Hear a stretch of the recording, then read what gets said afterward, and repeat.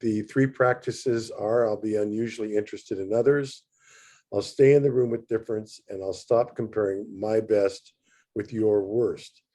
Three practice decision circles help us gain clarity about what others think and feel.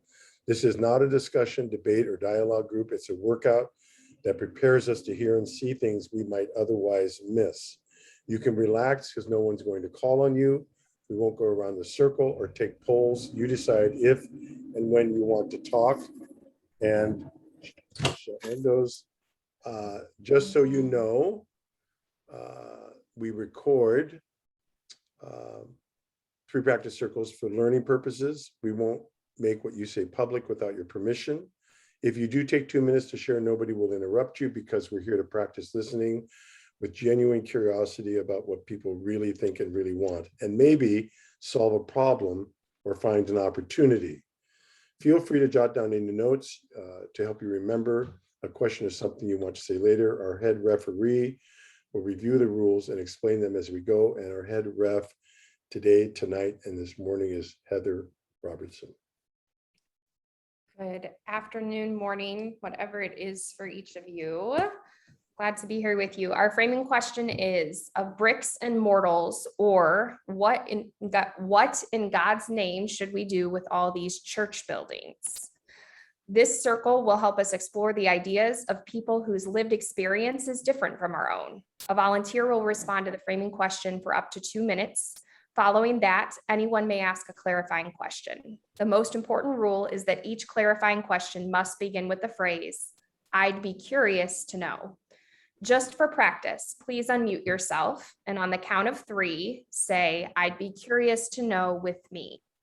1, 2, 3. I'd be curious to know. The primary skill we'll practice in this circle is learning to ask questions that are genuinely curious and get to the point in as few words as possible. A big part of my job is to help you work on that skill, so I may lend a hand if you have trouble finding your question. Following each clarifying question, the volunteer has up to 1 minute to respond. You may ask one follow-up question if you wish. You can tell I'm the head referee because I will have this clock. I'll help you keep track of time and show you when your 2 minutes is up. Let me know if you can't see the clock and I'll adjust it. Don't be surprised by periods of silence. We'll sit with it while we wait for people to find their voice or their question. When you're ready to ask your question, raise your hand so I can see you. If you know how to find the raise hand feature in Zoom, please use that. One more thing. When I say thank you, what I really mean is please stop talking. Let me repeat that. When I say thank you, what I really mean is please stop. I'll explain a few other rules as we go along, but that's enough for now. Who will volunteer to respond to our framing question of bricks and mortals, or what in God's name should we do with all these church buildings?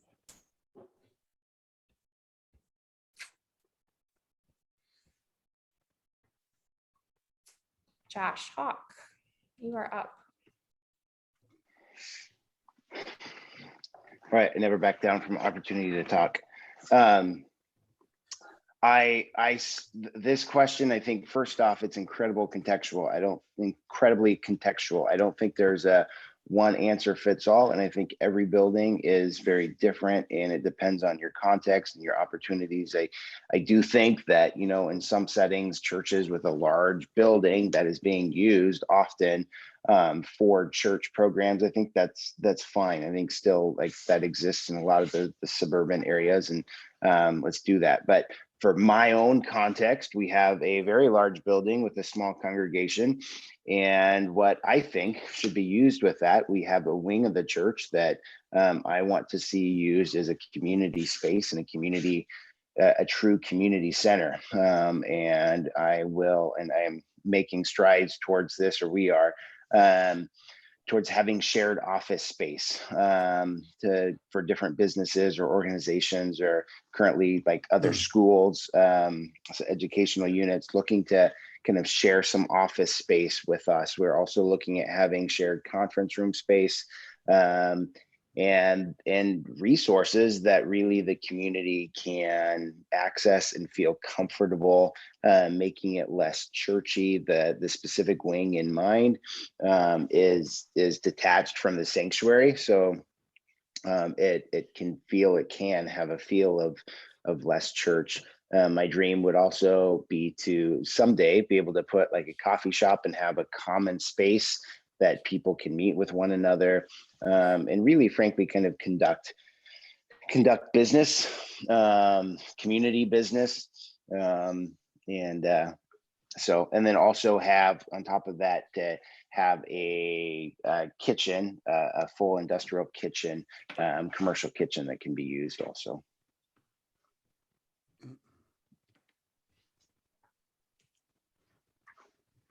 You're muted, Heather.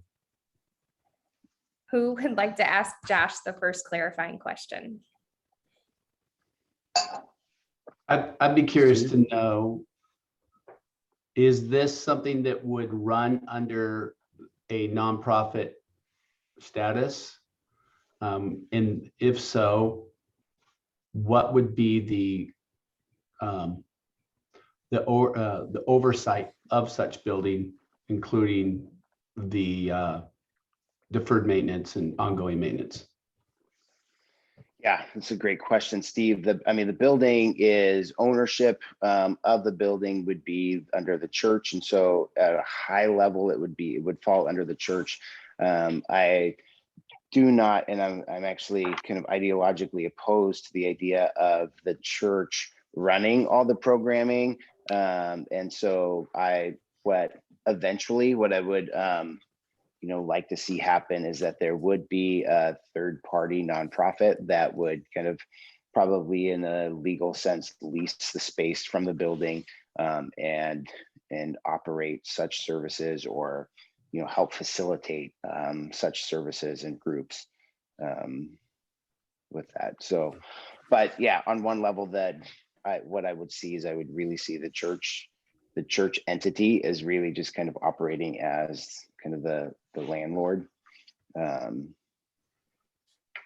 So.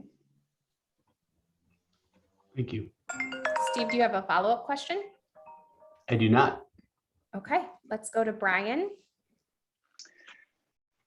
Hi, Josh. I'm curious to know how you perceive balancing the community connection or purpose of doing this with I'm assuming the financial need.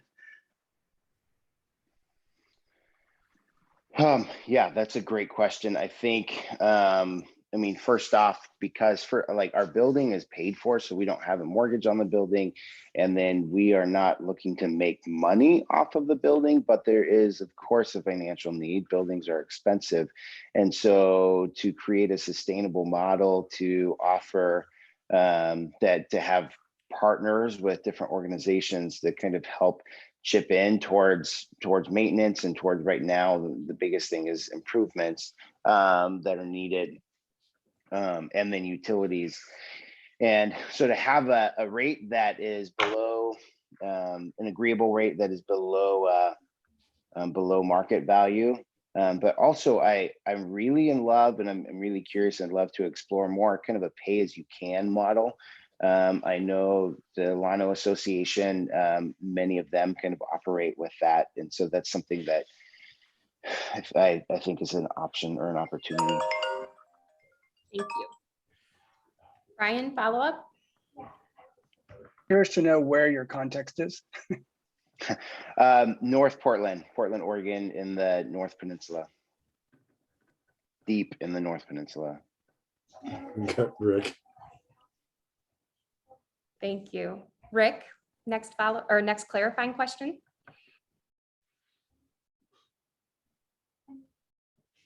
Oh, we can't hear you, Rick. Got a new computer. Go to the next one. I think he said go to Windows Jason. Go to the next THQ one. laptops. All right, we'll try to come back to you. Jason, you ready? Sure, thanks. Josh, I'd be curious to know, you mentioned you hope to become a true community center. What does a community center look like? What are some of the identifying features of that to you? Man, a center where the community convenes, a place where, where people come and kind of our vision is to be the hub of the community. And so that's probably a better language than community center. But yeah, realistically, just to be the center of the community. So be the place where kind of resources and connections happen. Definitely not, no desire, interest in having kind of a gymnasium. And what often our mind of a community center is, but to truly be kind of the center of the community. Often we see that, I think, with coffee shops in our community. Those are really kind of one of the centers of the community. So take that and really kind of leverage that and be able to blow that up on a larger proportion. Thanks. I do have a follow-up if that's all right. That's perfect. Thanks, Jason. Sure. Yeah, Josh, I'd be curious to know if you open it up and no one comes, do you continue to stay in your building or do you have kind of a contingency plan there? Man, that's a great question. I think I do not at all want to operate under the idea of like you build it and they will come.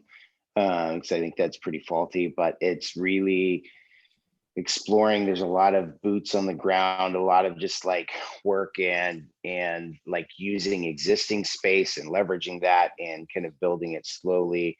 And so that's the direction that we're heading, like, all right, what are some bite-sized steps that we can take and see how it works, kind of proceed as if without a huge overhaul and huge investment. And begin to get some of that interaction and some of that community space on whatever level we can, whatever those bite-sized things are. So, even starting with one office, one or two community offices, and then letting it build. All right, Mark, clarifying question. Yeah, I'd be curious to know why you don't want to make money off of it. That's a good question. I don't know if I don't want to make money. I don't want to get rich, probably. So I want it to be sustainable. And I think money is definitely a piece that it's something that has been leveraged and used as power and control. And that's what I want to avoid. But I'm not terribly, I don't want to compete with kind of market value, and I'd rather have it more equitable for everyone. And so that's why I am drawn to the pay as you can, because I think there are some organizations that can pay a lot more than others. But the equality and equitability is a really core value for us, that so that money piece is tricky. Thank you. Great Follow-up, question, Mark? though. No? All right, Rick? We still can't hear you, Rick. Sorry. Okay, thank Rick, you. put your question in the chat if Yeah. you want to. Type your question in the chat. Yeah. We're Okay. breaking all the rules for the private circle. Rick's questions will be the last round. So if anyone knows they're ready to take 2 minutes, you'll get your chance right after this. While we wait in silence. Okay, there you go. I'd be curious to know how your context has informed the dream. Yeah. So my context, I pastor 3 blocks from the church I grew up at. And so I have the community it holds it's home for me. And so I feel like I'm coming at this, that the dream and the vision is kind of multi-faced. First off, from a community or from a church level, and this could be a sustainable model. But then also as somebody who loves and cares deeply, who grew up in the community, of man, this is a resource that I think would be really, really great.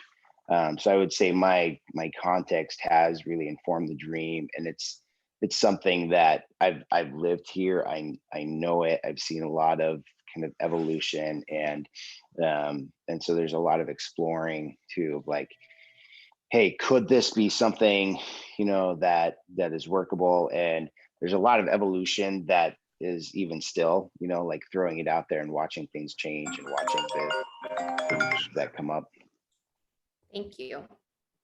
Rick, follow up, or are you all good? All right, who would like to take our next 2 minutes?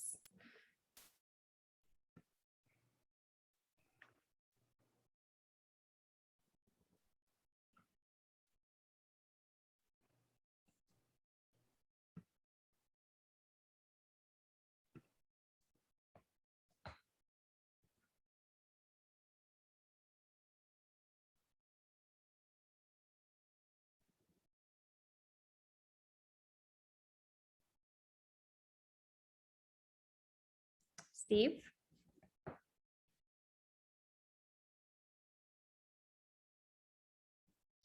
There we go. Thank you. I would like to see, very similar to what we just heard, I would like to see a Christian community that opened itself up to the rest of the community, to be almost like a hub, like a community center, where people not only could come in and do their business, or they could use the facilities to do their charitable work or their art or whatever it is that they want to do in that space, but with an intentional exposure to things that would open them up to having a relationship with God, and exploring what that would look like without it being a discipleship program or anything like that. It's more of people doing life together and then getting exposed to spiritual things and opportunities. And so not just having anybody just rent the building for whatever, but having some intentional things that would open them up, bringing in artists or bringing in groups of musicians that would subscribe to something that would maybe a theme like going about doing good and healing all, having some sort of intentional spirit about it, not necessarily a Christian vocabulary, but more of a relational and doing good and healing all type vocabulary. And so in that, what you would have is a diversity of expressions, from recreation to music, to coffee shop, to the thing that we're working on currently is not going to happen right now. Thank you. Brian, first clarifying question for Steve. Thanks, Steve. I'd be curious to know, in order to make that vision happen, would you or your church be willing to give up control of the building? I don't see that would, somebody would have to be in control of it. And so to be able to give, turn over an asset that people have given their money towards and expect stewardship of, you would need to have somebody intentionally, leading that. And so to give up control means you're going to give somebody else control.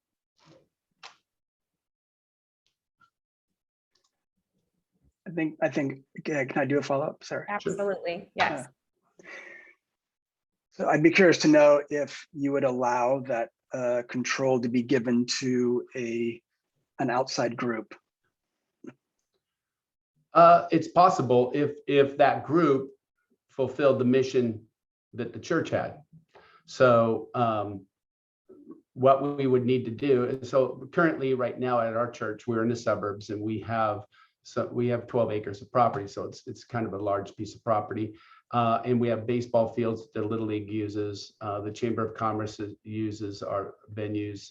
We have a food bank out back. We have a community garden, all those, a lot of things along those lines. So we don't control those individual things. Like we don't control the food bank. It's its own nonprofit. We don't control Little League, but we do, if we see them violating the values that we have, then we will bring it up to them and ask them to get back to those values. Thank you. David, clarifying question? Yeah, you may have just answered this, but I'd be curious to know an example of someone who wouldn't be able to be a part of this. You said it wouldn't be for just anyone. I'd be curious to know who that might be. If anybody that would not, anybody that would be abusive of the property, anybody that would be, I would say, disrespectful of spiritual expression, anybody that would be not willing to cooperate with the values or the intentions of having the property open to the community. So if it's a group that polarizes the community, then we probably wouldn't let them use the property. David, do you have a follow-up question? No? Josh? Steve, I would be curious to know if you were gifted 6 to 8 church properties in your community, what would you do with them? I would, first of all, find out what, out where we're at, I'd find out which churches, well, I already know, which churches don't have buildings or have buildings that are inadequate or inappropriate for what they use them for. And I would get together with the group of pastors that are out here, because I meet with them weekly, and say, okay, what's the better use of these properties? So we've started a single mom's home, and we started a resource center in our community 20 years ago that is still going today. And we built facilities. The problem is we had to build those facilities, and it cost millions of dollars to build those facilities. And if I could do that over again, I would have used a building that we didn't have to buy, that we repurposed. And so I would repurpose the church buildings. Some of them, I'd keep them into churches, and then others would be repurposed for other causes.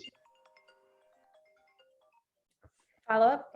Just as a follow-up, I'd be curious to know what your context is or where you're at.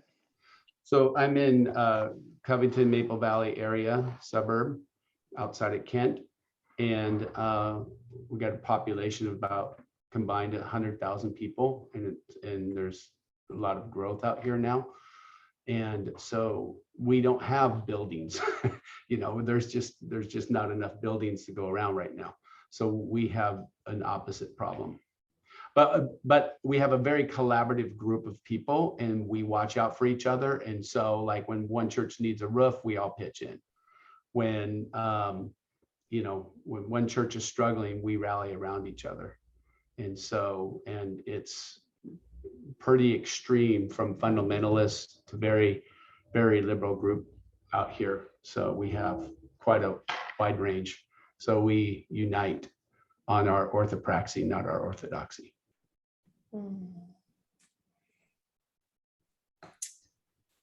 Mr. Henderson. You're muted. I would be curious to know if you could tell us more specifically about how this orthopraxic partnership came to be. 23 years ago, I came out of a church that was on a pretty narrow lane and only interacted with people like them. And when I came out to this area, I realized quickly that that's not what I wanted. And so I started just meeting for breakfast and lunch with different pastors and getting to know them. And pretty soon we started meeting monthly, and then we started meeting weekly and praying for an hour for each other in our churches. And we have moved from having to love each other to actually liking each other. And so out of the 20 some odd churches that are out here, I would say 14 of them meet regularly and go on retreats together. We pray for each other, and then we do projects together. We cleaned up trailer parks. We've cleaned up all kinds of things out here together. It's pulled us all together. Follow up, Jim? I have about 5 follow-ups, but I got to choose one, and it's going to be, I'd be curious to know, since you are sitting on expensive property adjacent to Seattle, what are you going to do when developers want to buy 6 of your acres for an exorbitant amount of money? That's already happened. We get probably 1 letter a month for developers wanting to buy our property, but we like what's going on our property right now. We have Little League that meets out there, and so 5 days a week we have hundreds of people that come out and play baseball with their kids and their families, and we utilize part of that property as a park and a community garden. So we like the environment that it creates because it makes people feel welcome that don't go to church and aren't used to the environment of church. And so we will not sell it. If somebody came in and said, hey, we'll give you all this land and build a building for you and put baseball fields in it and all that, but we want your property, we would talk. But, you know, we're not, the dollars don't interest us. All right. Thank you, Steve, for your 2 minutes and all the great questions. Who would want to take a next 2 minutes?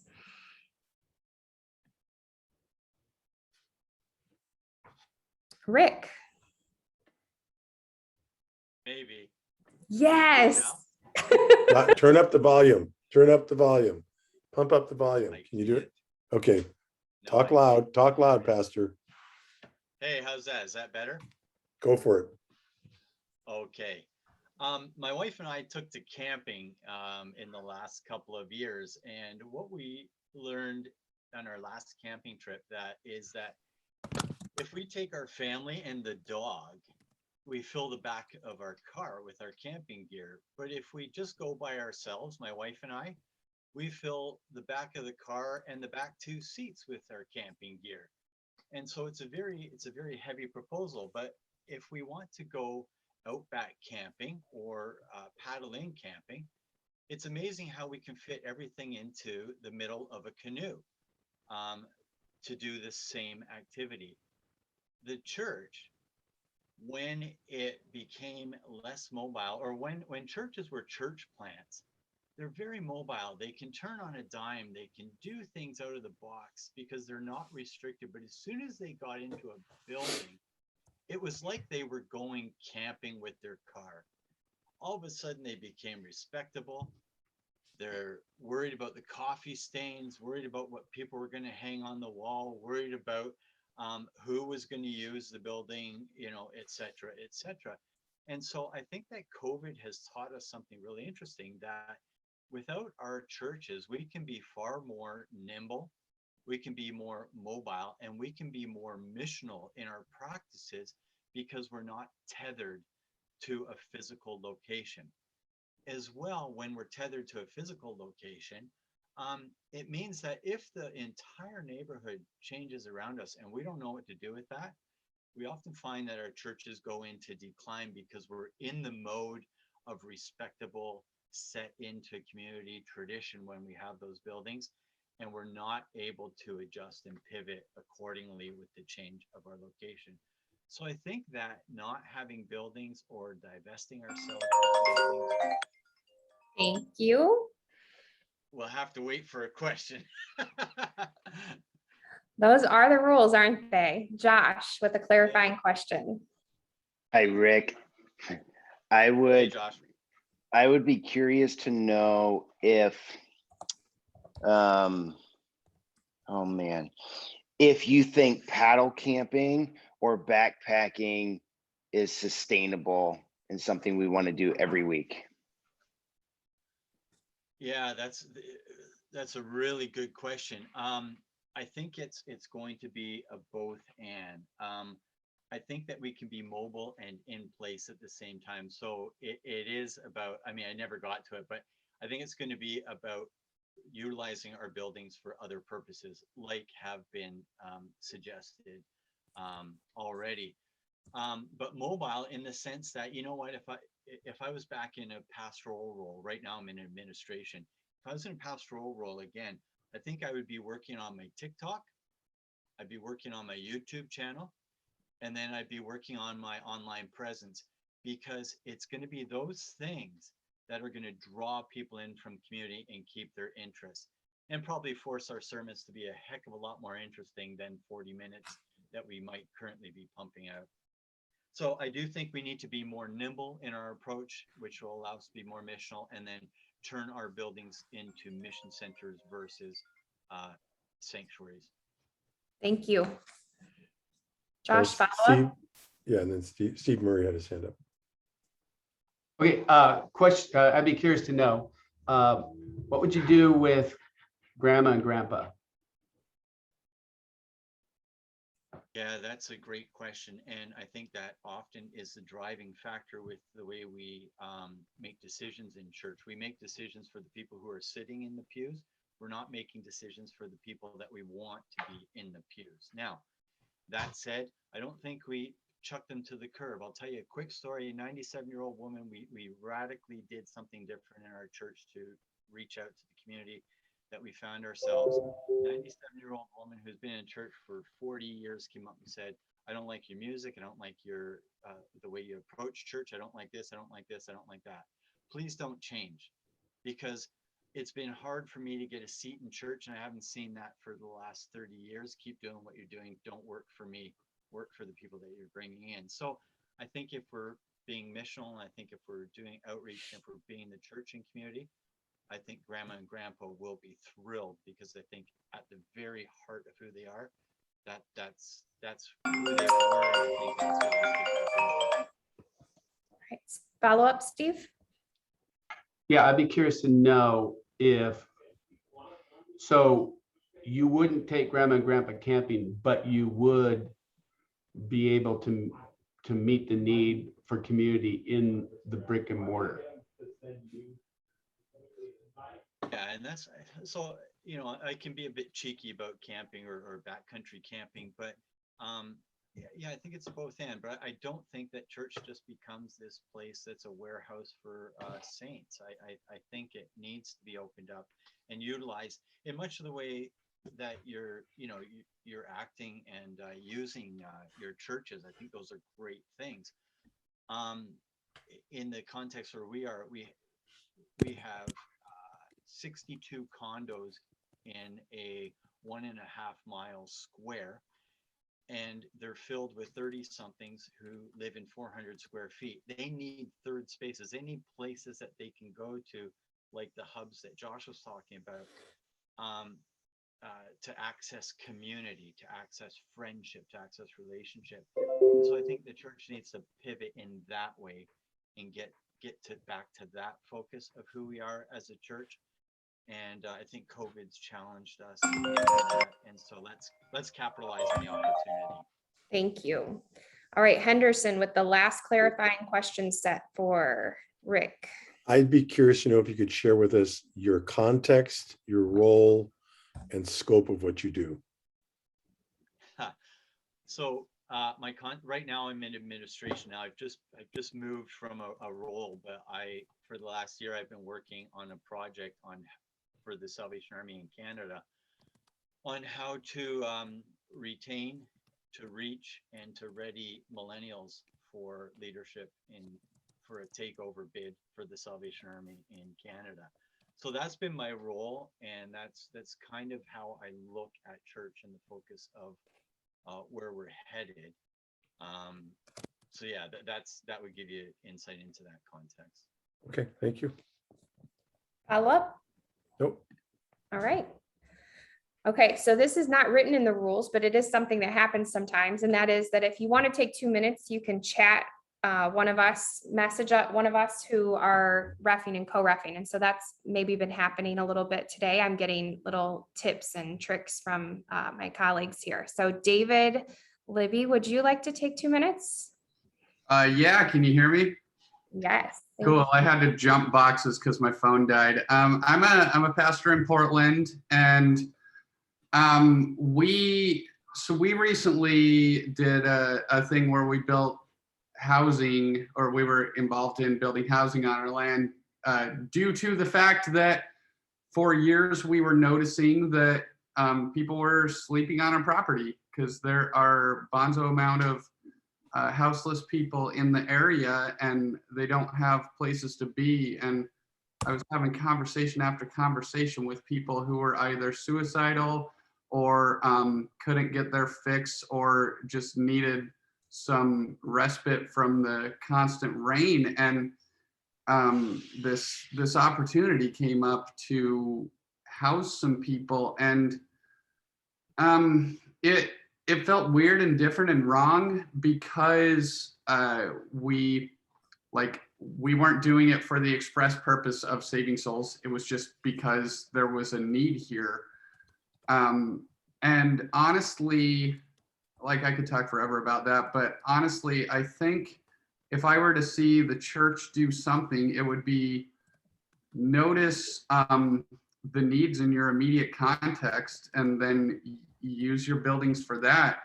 For us, the needs were in general that we were noticing were housing, and also there's a lot of little churches and a few churches who own all the buildings. And so we've been trying to meet those needs by offering, like, sharing our church building as equitable as we can with other littler churches, and also trying to provide housing on our property for folks without it. I don't know if any of that made sense, but that's my answer. We'll ask some clarifying questions and it will make so much sense. Rick's going to start us off. Sorry, what was the first name? David? Yes. Oh, okay. Hey, David. I'd be curious to know how your church responded to addressing these needs. Like, Yeah. how did the people feel about that? Yeah, it was interesting because very well, mostly. They knew there was a big issue of people sleeping and frankly dying on the streets, on our streets. And so they wanted to do something to help. And so they were completely game for that. There was a lot of hesitation because most of the funding came from the county, and there's in general kind of a distrust of the city and of the county. And so that was tricky for sure. But in terms of convincing people, hey, there are people dying on our streets and we should maybe offer some of our property that we're frankly not using to help them. It was honestly a pretty easy sell to our people. Rest of the community, not so much, but our people were on board.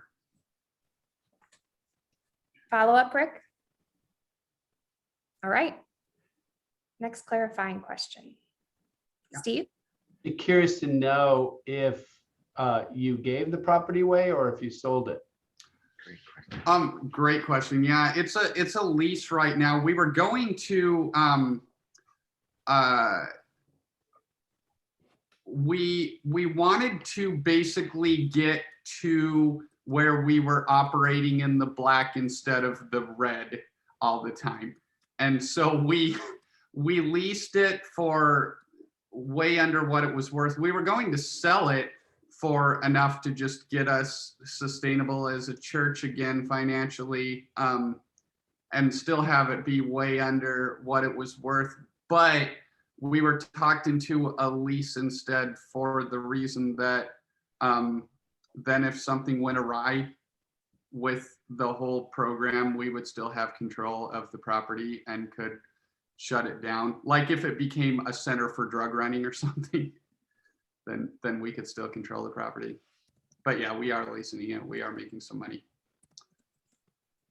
Follow up, Steve? Yeah, I'd be curious to know if you've seen a reduction of people on the streets as a result. No, there are definitely people who are benefiting from the village. However, in Portland, COVID has, I don't think made, I don't know if it's made more people homeless or just made the camps more noticeable, but there are definitely more people grouping and clustering and camping together, and some of that is happening around our church, and that's happening all over the city. So I can't say we've seen a reduction, but I would guess that's more due to COVID than anything.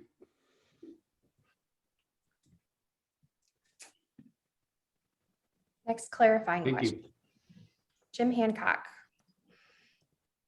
David, I'd be curious to know what you've learned this year that will shape what you do next year. Oh man. Time was sensitive with this project, and so we were trying to work as well with the immediate neighborhood on this project as we could before we really promoted and launched it, but time really was of the essence, and so I think we could have done a better job in collaborating with the immediate neighbors rather than some of them were told this is what the church is doing, and then we did it. And I wish we could have done a better job at having them be involved in some of the planning and prepping, because some of them were pretty mad about it. So if I was to learn anything, it would probably be that. Work really, really well with the neighbors from the top if you have the time and the capacity. Follow up? Yes, please. I'd be curious to know to what extent you would be willing to accommodate neighbors on one end or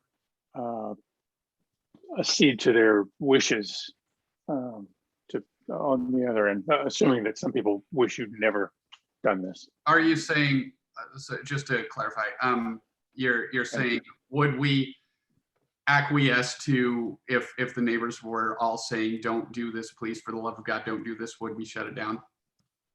Is that the question? It's a prior question to that. Thank you for clarifying. The extent to which you will be prepared to collaborate. Jim, would you on be one end, willing- I'd be curious to know the extent to which you'd be willing to collaborate on one end or concede on the other. We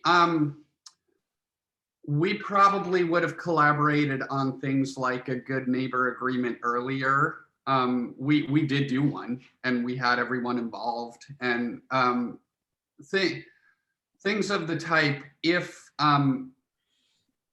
the argument was don't do this, we still would have done it.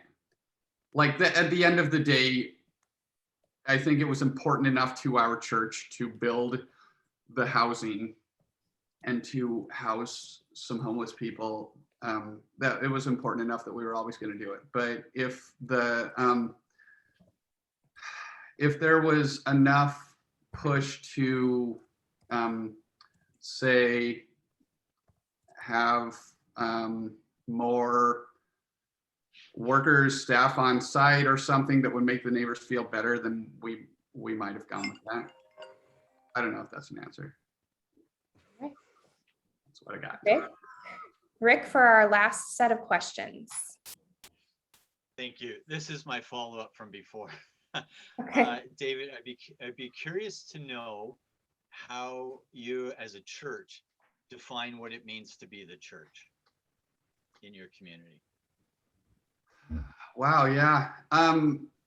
We we just sort of want to show the love of Christ to people, and that if we're still keeping it on the issue of homelessness, we don't feel like it's too terribly loving to people to just give them the message of the gospel without also meeting the need of where they are and what they're going through right now. And so need meeting is essential to our church. The gospel message can also go with that, but we try to meet people in the whatever hells they find themselves in at any point. Thank you so much. All right, our next 2 minutes is coming from Brian.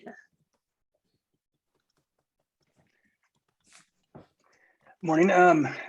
Let's see. I'm in Seattle, and I run the Ballard Homestead.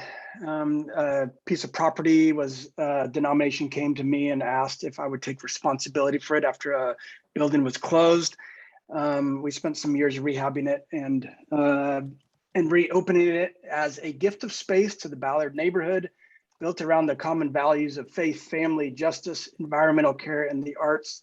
And then we've gone out and gotten partnerships in the community that focus on one of those values, at least. I think the biggest practice in the 7 years of running it is that the biggest practice is hospitality, in managing relationships between all the groups that use it. They're not all faith-based groups, but I think, like it's been talked about here, there has to be a mutual respect of each other.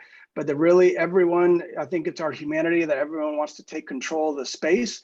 And so the natural thing is that we have to push each other to remember hospitality of each other.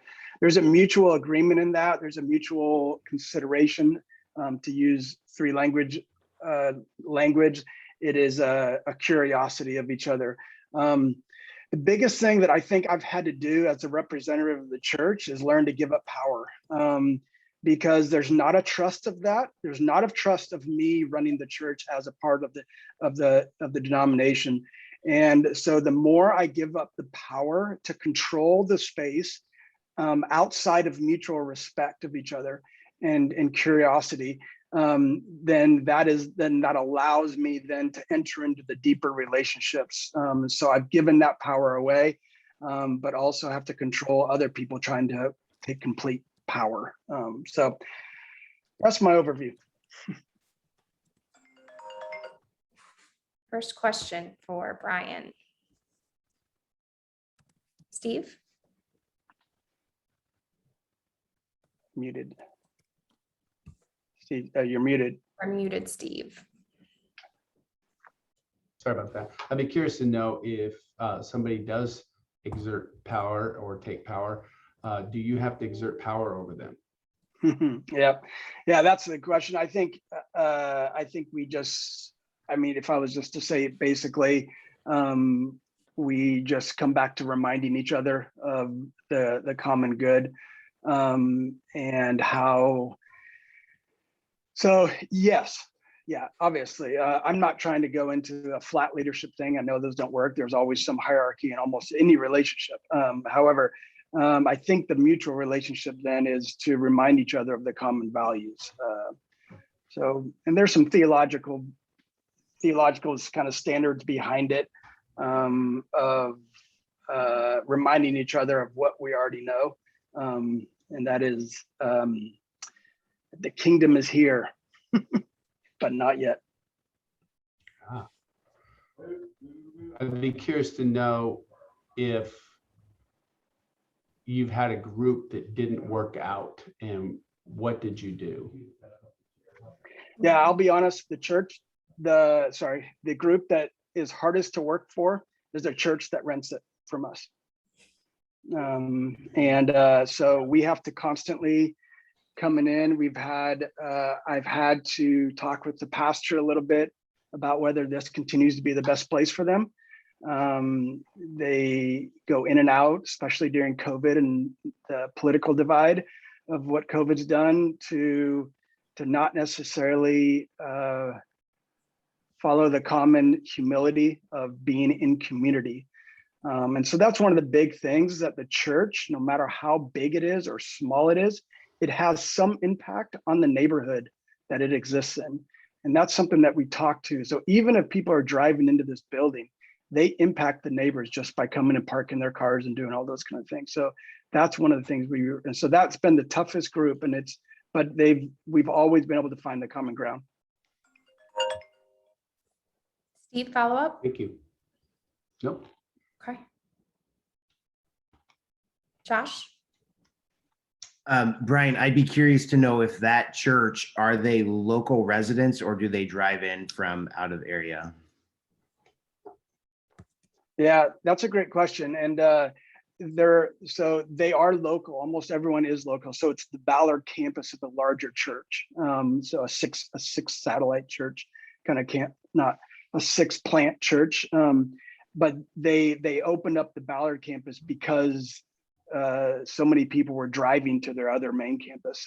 So most of them do. Yeah, a lot of them, about half the congregation even walks or buses here. So it don't even drive because we don't have parking. So yeah, there's still, I think there's a humanity in it of control. We all go to it, doesn't matter what organization, faith goes or not.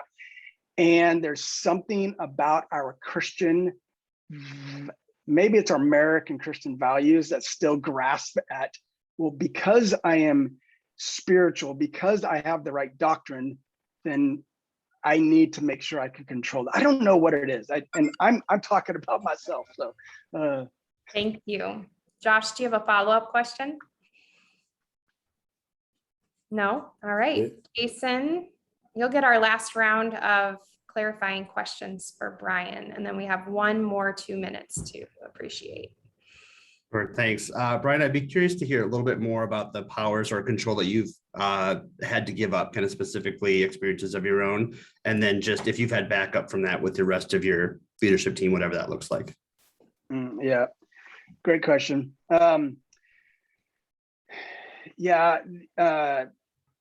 There are, I think the most place is knowing that it's easier for my group. So giving up time of space because it's better for another group. The impact, I'm the big protector of the neighbors because that's been a lot of healing in those relationships between the institution and the neighbors.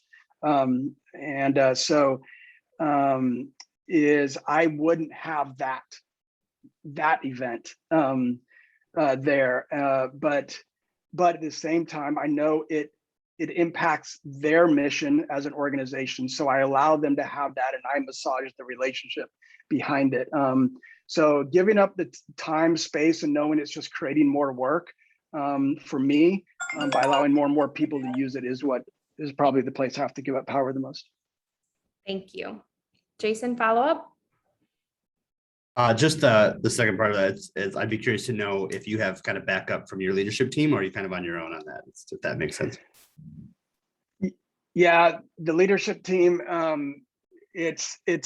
so there we've had a faith community that's come and gone and come and gone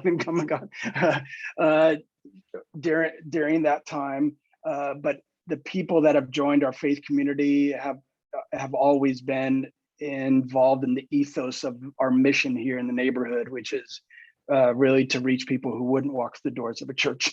So. All right. And I'm gonna give Jim Hancock a question, because if you're a co-founder of the Through Practice Circles, I give you a question anytime you ask me. Thank you. I'll try not to abuse that. Thank you. Brian, I'd be curious to know if after 7 years, you see a horizon for this, Hmm. like a sunset. No, in fact, it's expanding.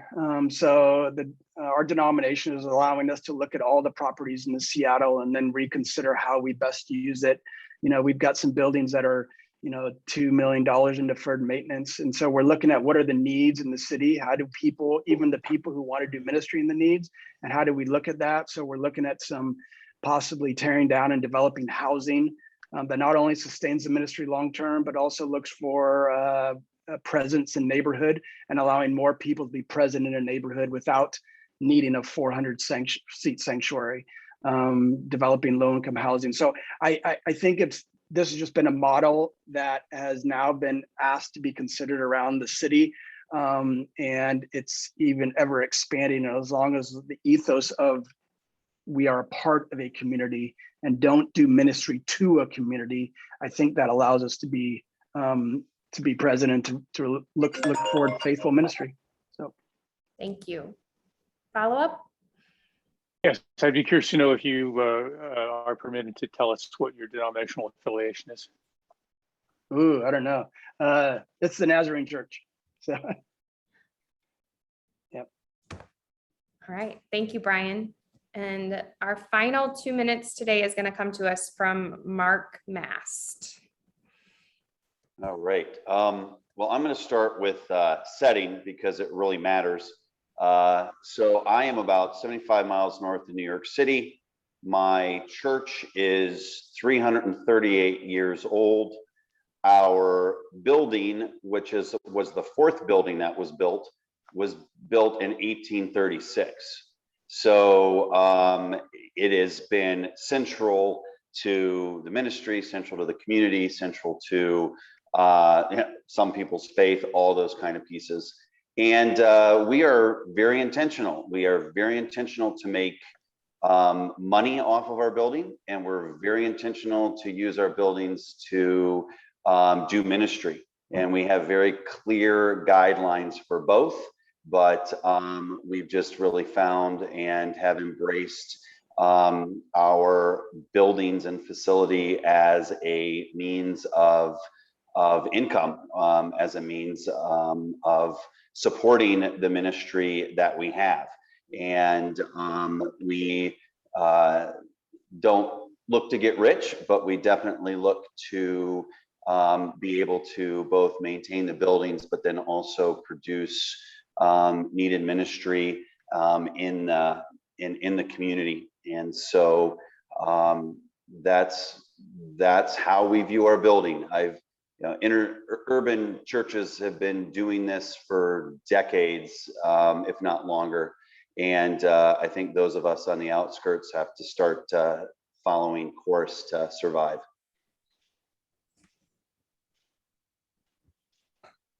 All right, clarifying questions for Mark. Josh, you're up. Mark, I'd be curious to know if you think like East Coast, the context of East Coast versus West Coast plays it all into that idea of like churches being able to use their building to make money. Not at all. Our denomination has churches all over the East Coast, and I think that the people in the world understand the difference between ministry and business. They come in knowing who we are. They respect who we are. They respect the guidelines we give. They don't push anything. They understand when I charge a business $1,000 to use my room, and I charge AA $25 to use the exact same room. People in the world get that. People in business get that, and they actually are excited to be able to support us. And so I mean, we have parts of our building that are strictly ministry. We don't, and we have other parts that are strictly, for profit. And so I don't think it matters, because I think the church is kind of experiencing a lot of the same stuff no matter where they are. I mean, our buildings are a lot older, might be a lot harder to maintain, but that's all. Thank you. Josh, do you have a follow-up? Yeah, you may not be able to answer this in a minute, but I'd be curious to know what taxation laws you have come up against with profit, for profit. Oh, my word. So it is crazy. And in New York is like really crazy. And some of that stuff, like one town, like if you have a parsonage and you rent it out, one town might charge you property tax and another town right next door won't. It's up to the individual towns for something like that. Sometimes someone had mentioned setting up your own nonprofit. We are not near making that kind of money to worry about that. I don't have a problem paying taxes if we're making money on something, because it's just part of our responsibility as community members. Obviously, if like we're renting our house way under local value for a single mom, that's different than if I'm charging, $5,000 market value for a family. And so all of those pieces do come into consideration, but usually even after paying taxes, we still get ministry out of it.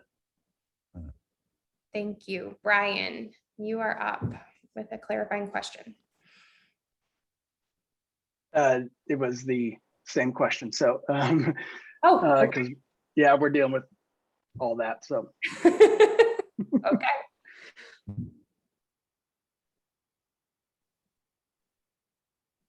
We have time for at least one more clarifying question.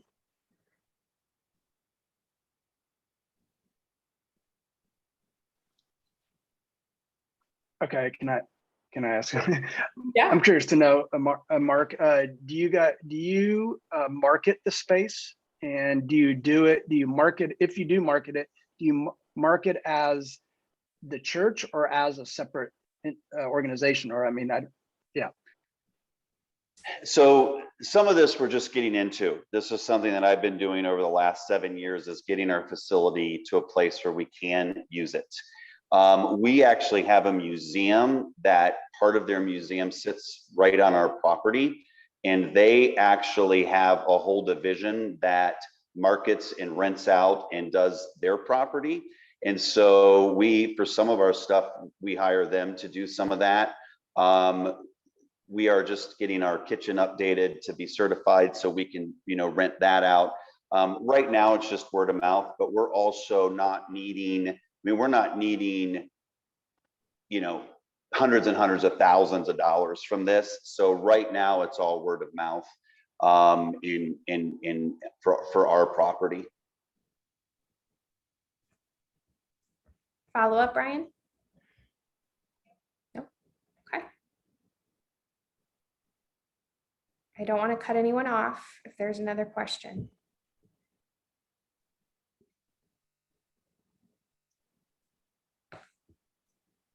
All right. Thank you all. We end our circles with thank yous to people who made us think or encouraged us by something they said or the way they said it, especially if they demonstrated unusual curiosity or staying in the room with difference, or resisting the impulse to compare their best with other people's worst. If you'd like to thank someone, go ahead and unmute yourself or raise your hand if you would prefer. Rick, why don't you get us started? Thanks. I was going to cowardly put a comment because I have to run, but I thought, oh, I can fit this in before I take off to my next meeting.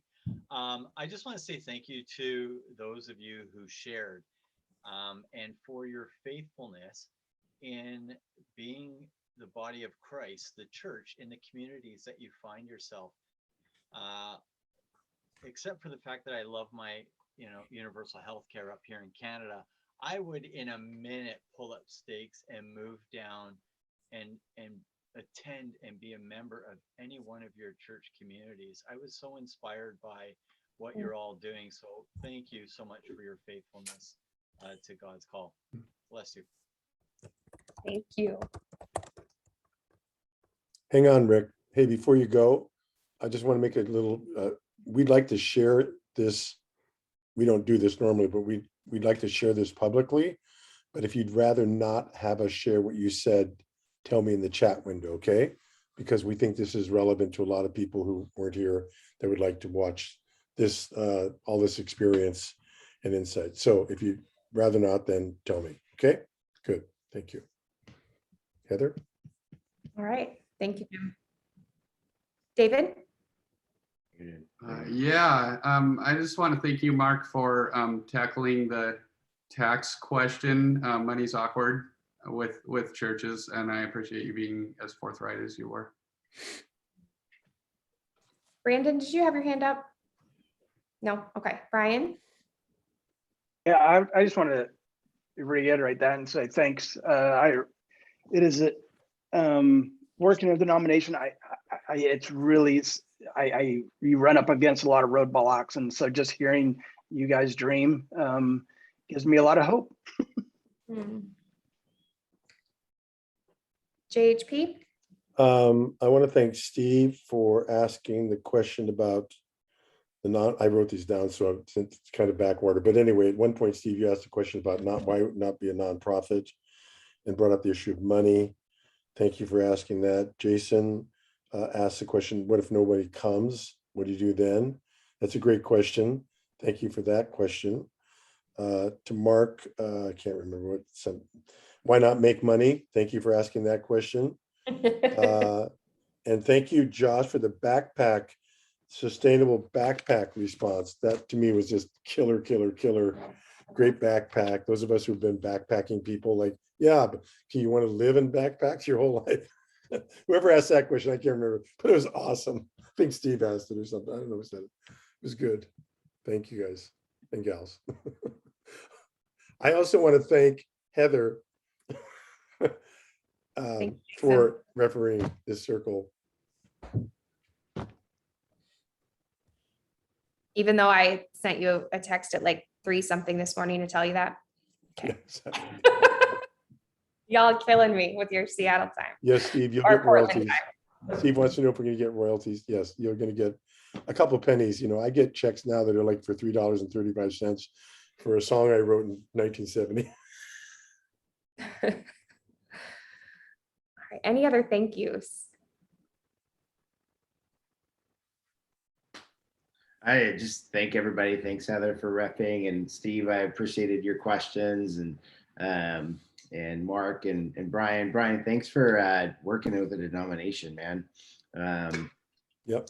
I just left mine, so I was part of the Wesley denomination, and we merged this last year. So now I have this newfound freedom to do with our building kind of locally, and so I know the confines of a denomination. So but yeah, Mark, I appreciated your pushback on money, really, yeah, getting us to think and be okay with that. And the church has weird views on money, and being able, I mean, it's definitely been misappropriated, but then it's also not resourced well and used well and leveraged well. So to be able to use that. So thank you all. Yep. Yeah, Brian, thank you for showing up. I highly recommend anybody that's Brian's actually put a lot of work in the last 10 years laying the groundwork for what he's doing. There's a reason he was asked, and it wasn't because they wanted to go to him. They had to go to him because he had been pioneering his work, and that's why they're talking with him. And so thank you. I want to thank our Salvation Army people. A couple are gone now, but just for being here, Matt, for being on the call with us. It just adds a different element of long-term institutional, these questions they've been dealing with. It's fascinating. So, Steve? I would like to shout out Brian, just because I've been in that building, the Homestead building, and I'm just really intrigued by what's going on there and feel like you guys are doing a great job with that. And it's a great use.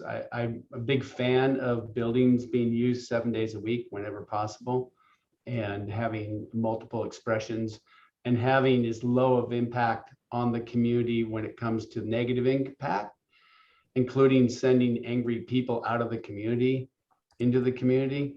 You know, that seems to be happening oftentimes, but when the community itself is glad you're there, like I believe they're probably glad you're there, that's a beautiful thing. And when you get people sending people to you that don't participate with your church or your organization, but you have such a good reputation that people can send people to you. That's a great thing. And that is happening with you guys. I know that. Thank you to Steve. For those who think that you could never do kind of thing we're talking about in a suburb on 12 acres of property, call Steve. We didn't have any of our megachurch friends today, but it turns out that some of this stuff can be done in different settings in ways that you didn't anticipate. And that's why being friends is so helpful, to talk with each other and get ideas and get talked out of our craziness, you know. Yeah, I All right. think the thank yous go both ways, because sometimes you get so consumed when you have such a burden of buildings that you forget about the ministry focus in those pieces, and everyone that was challenging on kind of remembering my first loves. So that was very, very, very, very helpful. So thank you. I want to thank Jim for hosting this. This is a great topic. I think this is a worthy topic to continue, and would love to explore this, not just with buildings, but also with property. Our church owns 90 acres out in Black Diamond area, almost by accident. And we've done some really unique things with that property. That's kind of fun to talk about, that adds value to our community. And I would love to be a part of future discussions if you guys do that, because I think we need to rethink everything when it comes to not just buildings, but property and other assets as well, and seeing how we can do greater good. Matt Phelps, I know you're listening in. I don't know if you're here, but that question is so relevant to Salvation Army. I don't know where to start. But